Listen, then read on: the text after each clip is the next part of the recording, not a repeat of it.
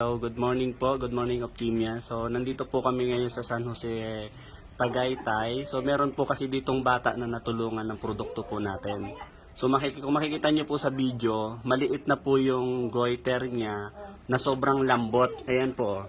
Ayan na sobrang lambot. Pero dati sobrang laki. So, interviewin po natin siya. Ano pangalan mo, ma'am? Laura Paluban. Si Ma'am Laura. So, ilang taon ka na po, ma'am? 15 years old. Okay.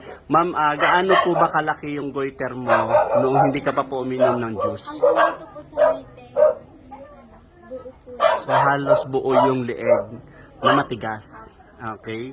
Tapos, nung uminom ka po ng Opti Juice, Lumalambot-lambot po siya tapos po biglang bumababa.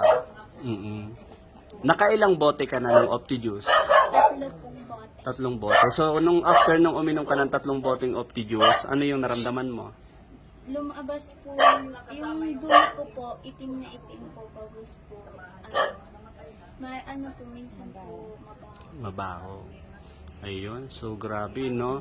So, ito ma'am, okay lang ba i-post namin sa Facebook para naman maka-encourage tayo ng maraming customer? Ano po? Ayan. So, maraming salamat po, Chairman. So, may natulungan na naman po yung produkto natin.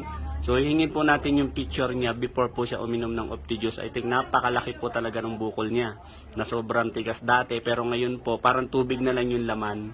Ayan po. So, ayan, hinahawakan ni Ma'am Babes. Tsaka ni Ma'am Lomi. Ayan po.